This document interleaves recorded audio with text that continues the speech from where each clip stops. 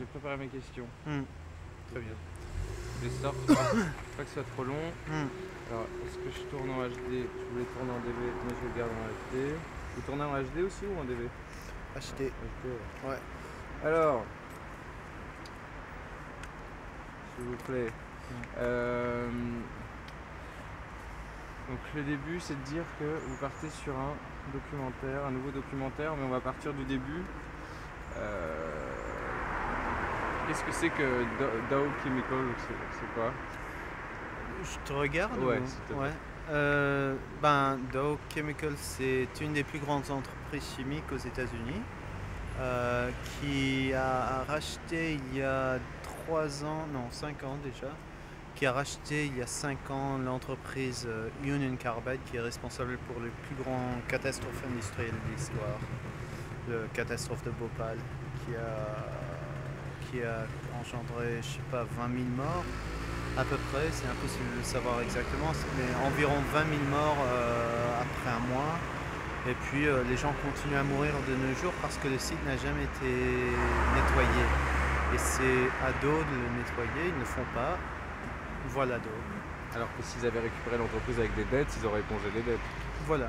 Et ils sont aussi responsables pour le napalm, l'agent orange et plein d'autres conneries. D'accord. Et vous là-dedans, comment vous en êtes venu à travailler sur ce sujet? C'est parce que ça vous touchait ou... Nous, on est arrivé à travailler sur ce sujet par accident. On a été contacté par la BBC.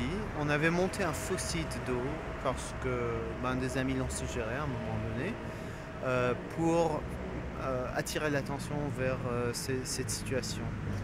Et la BBC est tombée dessus par accident un beau jour et ils nous ont invités à la télé pensant qu'on était d'eau pour parler de la part de responsabilité de Dow dans l'affaire de Bhopal. Et donc on a accepté.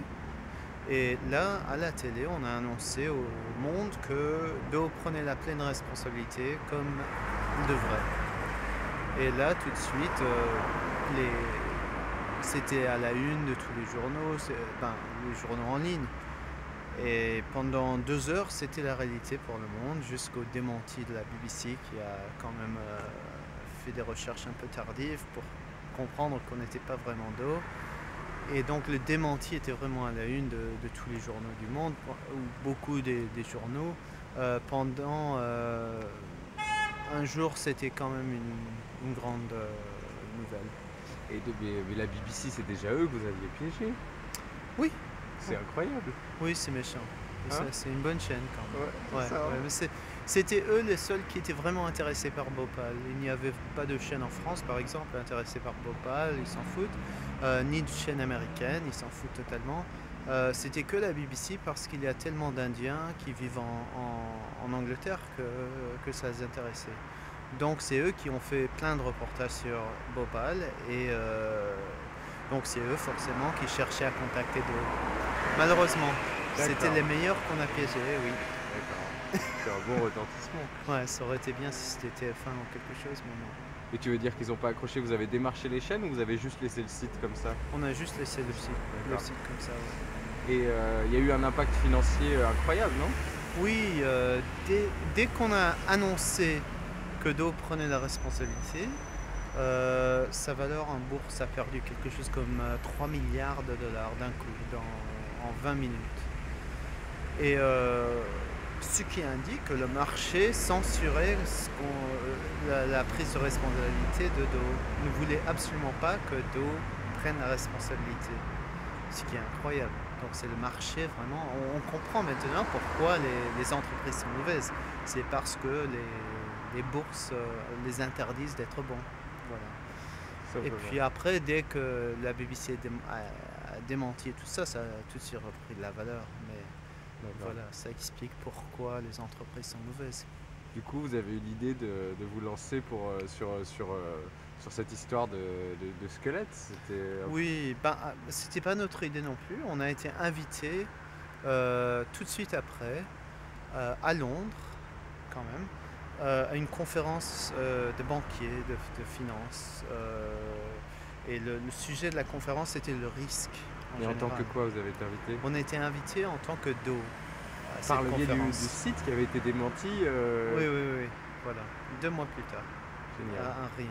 Les gens ont la mémoire très courte ces jours-ci, je crois. Donc, on était invités et on a accepté, comme toujours. On est allé à cette conférence parler à ces banquiers du concept de risque. C'est les banquiers qui permettent à des entreprises comme la nôtre, comme Do, à fonctionner, à faire tout ce qu'ils veulent. C'est eux qui permettent, qui créent indirectement les Bhopal et tout ça. S'il n'y avait pas les banques, il n'y aurait pas de Bhopal. Donc on a parlé à ces banquiers de ce sujet en utilisant en métaphore du squelette en or, ce qui représente les projets qui créent des ravages, qui détruisent des vies, qui détruisent l'environnement, etc., mais sont rentables. S'ils sont rentables, c'est des squelettes dans le placard, comme on dit en anglais, des cadavres dans le placard, mais des squelettes en or. Et donc à la fin de toute cette explication, on a dévoilé un vrai squelette peint en or. Et on a dit voilà, c'est un exemple pour vous que si vous faites des projets dans le futur, comme nous on en a fait plein, il faut que vous vous assurez que c'est rentable. Et on a, comme exemple de squelette en or, on a cité l'exemple d'IBM qui a quand même aidé aux nazis de recenser les juifs avec leurs ordinateurs et tout ça. Ouais, les cartes à trous. Donc on a cité cet exemple comme un truc à peu près mauvais, mais quand même super rentable. Donc un squelette en or formidable. Et l'agent orange, le napalm, tout ça c'était des squelettes en or, malgré leur énorme coût en vie humaine. Et donc après les banquiers ils ont applaudi tout simplement. À ça on ne s'entendait vraiment pas, on ne s'entend jamais, on ne s'attend jamais à ça. Chaque fois que ça arrive ça nous choque profondément, mais là encore ils n'ont pas réagi. Et on les a suivis après avec une caméra cachée, leur parler, vraiment savoir s'ils applaudissaient juste parce qu'ils étaient polis ou parce qu'ils n'écoutaient pas vraiment. Mais non, on a vraiment trouvé cette fois-ci qu'ils écoutaient très bien, ils savaient exactement de quoi on a parlé et ils trouvaient ça bien.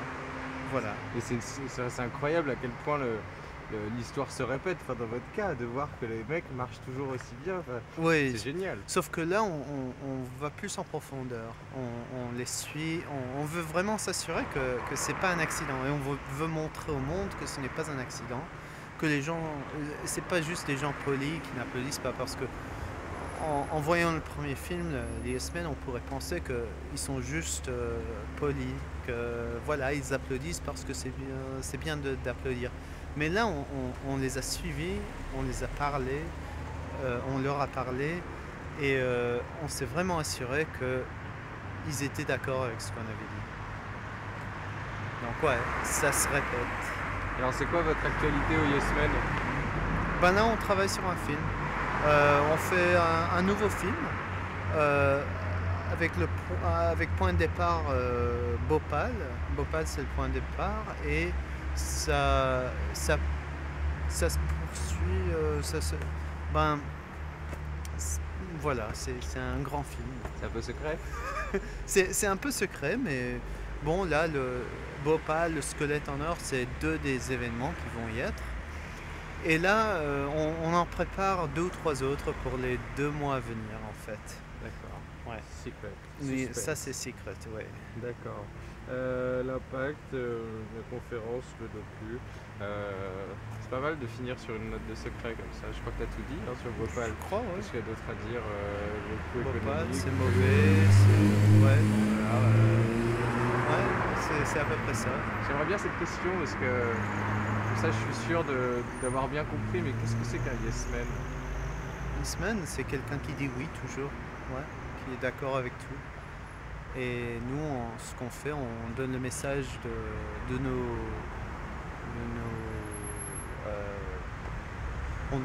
nous, ce qu'on fait, on transmet le message de nos adversaires, mais 10 fois plus fort que d'habitude. Et c'est pour l'exagérer au point où eux, ils bronchent. Et ça n'arrive jamais. Ils sont d'accord, en général, avec tout ce qu'on dit. Il y a des exceptions. Et dans le film, il y a 2 mois, on a fait un truc où il y avait quand même le public a légèrement c'est légèrement merde, j'oublie mon français, c'est Ah heure-ci. oui, merde. Je croyais que t'étais super prêt. Ouais. Et alors, le but de Yes Men, c'est quoi? C'est pour les Euh, Français qui vous connaissent pas. Ah oui, le but de Yes Men, c'est de changer le monde selon ce qu'on sait faire, ce qui n'est pas grand chose. C'est-à-dire. On sait rigoler, on sait faire des blagues. Et voilà, on essaye d'utiliser ce petit talent pour changer le monde. Voilà, comme tout le monde devrait faire avec ses talents.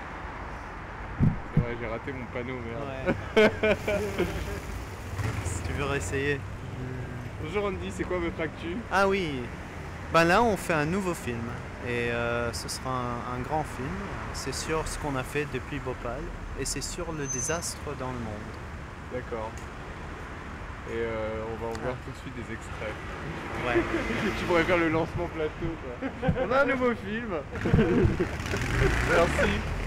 Rien.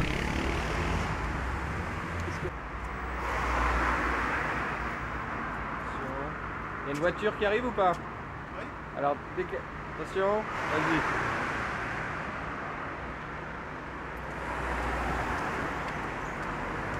On met à ta place. Ah bonjour. Alors, c'est quoi votre actu?